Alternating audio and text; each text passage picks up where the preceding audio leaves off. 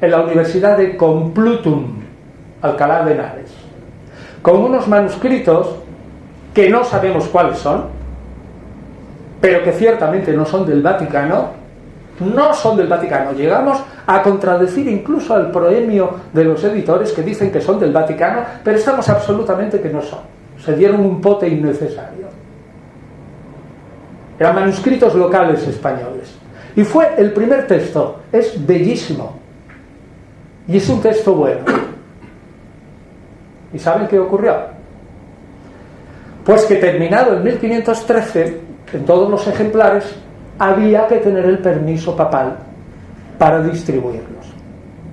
Y el permiso papal no llegó hasta 1520, 7 años más tarde. En el entretanto, un tal señor Froben, en Basel, en Basilea, se enteró que los españoles habían hecho un Nuevo Testamento en griego. Era una bomba, era el primer Nuevo Testamento que se podía difundir a toda la cristiandad, incluso se podía llevar a América. Tomó a Erasmo de Rotterdam, que en aquel momento estaba en Basilea. Estamos en el 1513 después, hasta el 16, todavía no había colgado, si es que lo colgó, Martín Lutero en Württemberg, sus 95 tesis en 1521, pues tomó a Erasmo de Rotterdam y dijo: oye, mira lo que les pasa a los españoles. Están esperando por el permiso papal. Date prisa y haz un Nuevo Testamento. Erasmo se dio prisa y con los manuscritos que había en Basilea hizo un Nuevo Testamento, lo proveyó con una traducción griega, pero un Nuevo Testamento horrible porque los manuscritos eran malos. Además estaba llena de faltas la edición. Y encima lo grave del asunto es que Erasmo de Rotterdam se encontró con que el manuscrito del Apocalipsis que estaba en Basilea le faltaba la última página. Es decir, que el final del Apocalipsis no lo tenía, pero él, que lo conocía por otros manuscritos, se lo inventó y lo escribió en griego. Total, en una palabra, que el señor Froben y Erasmo de Rotterdam en 1516 se llevaron la gloria y sacaron en Basilea el primer Nuevo Testamento griego. Y los españoles, fácil, que lo habían hecho 3 años antes. Empezaron a distribuirlo en 1520. El texto complutense es mucho mejor que el erasmiano y no tenía errores. Tontos u obedientes. Las ediciones modernas no empiezan hasta 300 años más tarde, del 1517, largos, porque durante 300 años un texto no bueno, como era el de Erasmo, fue el que dominó toda la ciencia del Nuevo Testamento, sobre todo entre los protestantes. En 1831, un señor que era un mero filólogo, se llama Karl Lachmann, editor de Virgilio y todo eso, cogió unos cuantos mayúsculos buenos, 1831, y hizo la primera edición del Nuevo Testamento moderno. En 1876, un erudito alemán que se llama Tischendorf, T-I-S-C-H, Tischendorf, descubrió en el monasterio de Santa Catalina, en el monte Sinaí, un manuscrito que le llamó el Sinaítico. Y a base del Sinaítico hizo un Nuevo Testamento que fue revolucionario. Se usa hasta hoy porque el texto de la edición, que es así, tiene una línea arriba y todo lo demás son variantes de manuscritos. Hasta hoy se utiliza. Luego, en 1887, unos ingleses, Westcott y Hort, H-O-R-T, en vez del Sinaítico, utilizaron el Vaticano.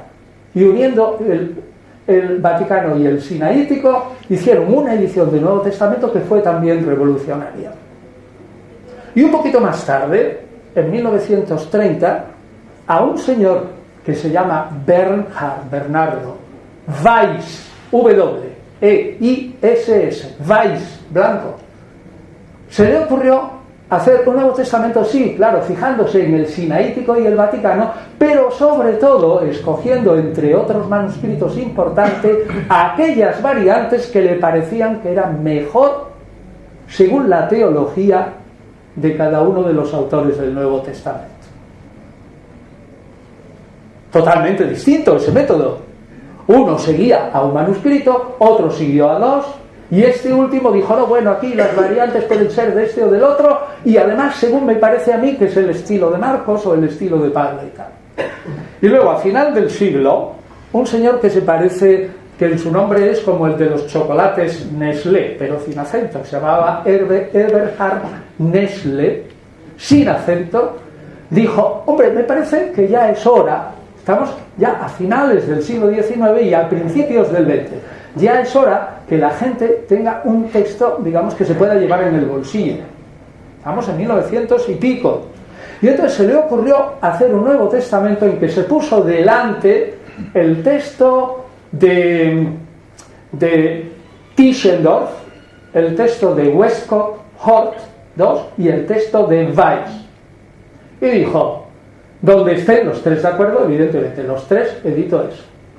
Y donde estén en desacuerdo, cojo 2 contra 1. Y si están los tres en desacuerdo, cojo el que mejor me parezca. Y entonces ha hecho una edición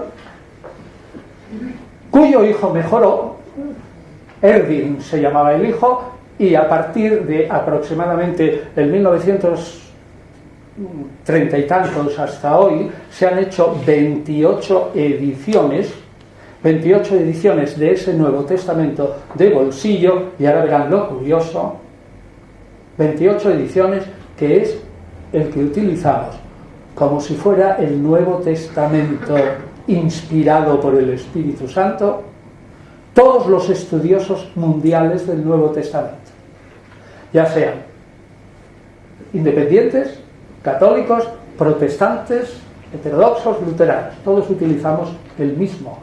¿Por qué? Pues porque después de Erwin Nestlé se fundó un instituto, un mecenas fundó un instituto para estudiar el texto del Nuevo Testamento, de tal manera que a lo largo del tiempo el señor Nestlé tuvo que ceder el paso a Nestlé Aland, que era el director del instituto, que había reunido a un montón de gente y que poco a poco ahora está en la Universidad de Münster, tiene un montón de ordenatas y tiene fotografías y microfilms de los 5.100 manuscritos que hay en el mundo, y un equipo de cerca de 100 personas estudiando el texto del Nuevo Testamento, y ya han sacado de las epístolas el primer texto también así grande que se llama Mayor, que tiene una línea y todo lo demás son variantes. Pues bien, fíjense lo curioso. Católicos, protestantes y ortodoxos estamos estudiando, y sobre todo los católicos, el Nuevo Testamento en un texto establecido fundamentalmente por gente luterana o protestantes en general. Es una ironía, ¿no? En Cardenal Cisneros y aquí nosotros, más católicos y más papistas que el Papa, todos estudiamos un texto que está producido por un instituto protestante. ¿Cuál es el sistema de estos? Pues es lo mismo. En el fondo es buscar la mejor lectura. Ahora ya, como digo, se manejan con los ordenadores muchos menos manuscritos, pero el sistema sigue siendo igual. A ver, criterios externos. Pues criterios externos es saber cuáles son los manuscritos más antiguos, estos. ¿De dónde vienen? Aquí. ¿Cuáles son los que en líneas generales se demuestra por el estudio de todos que son los mejores? Bueno, pues si hay una variante que está por un criterio externo atestiguada por el mejor número de manuscritos o por el mayor número, o si son pocos por manuscritos de gran categoría, pues elige ese texto. Criterios internos. Pues los criterios internos es tener en cuenta, vamos a ver, cómo se suelen equivocar los escribas. Pues los escribas cometen muchos errores, bueno, y los escribimos nosotros. Si ustedes se fijan, si en un manuscrito o estamos copiando, bueno, ya no lo hacemos, ¿no? Pero si copiamos de una plana una línea que empieza por 2 palabras iguales y 6 líneas más abajo se repiten esas 2 palabras iguales al principio de la línea a la mano izquierda, pues es evidente que mucho se pasará de la línea 22 a la 26. ¿Por qué? Porque como son iguales, ¡pum!, y se han saltado 4 líneas. Bueno, pues hay muchos errores de los escribas que ya los conocemos y entonces ya sabemos de qué pie cojea. Y también hay otras normas que son también de sentido común. Una es la lectura que sea más pequeña, es decir, si ahí aparece Jesús dijo a sus apóstoles y aparece otra lectura, Jesús dijo a los apóstoles con gran intensidad y con furia o ira, la lectura más pequeña suele ser la original. Otra norma, la lectura más difícil suele ser la original. Por ejemplo, en Marcos, al principio, en el capítulo 1, cuando se presenta Marcos a Jesús, que cura a un paralítico, y un texto dice, Jesús se enfureció y le dijo, oye, vete y preséntate al sacerdote y tal. Y otro texto dice, Jesús se compadeció. Vamos a ver, ¿cuál es la lectura más difícil? Evidentemente, Jesús se enfureció. ¿Por qué? Porque la imagen que tenemos de Jesús, sobre todo a partir del siglo II, es un hombre manso y humilde de corazón. No nos lo imaginamos enfadado y sin embargo probablemente Jesús era un hombre de un carácter mucho más fuerte de lo que nos imaginamos. Pues entonces la lectura más difícil, la que tenemos que imprimir, es Jesús se enfureció. Y así son. Eso es el estilo. Ahora ayudados con ordenadores, pero digamos la manera de trabajar es la misma.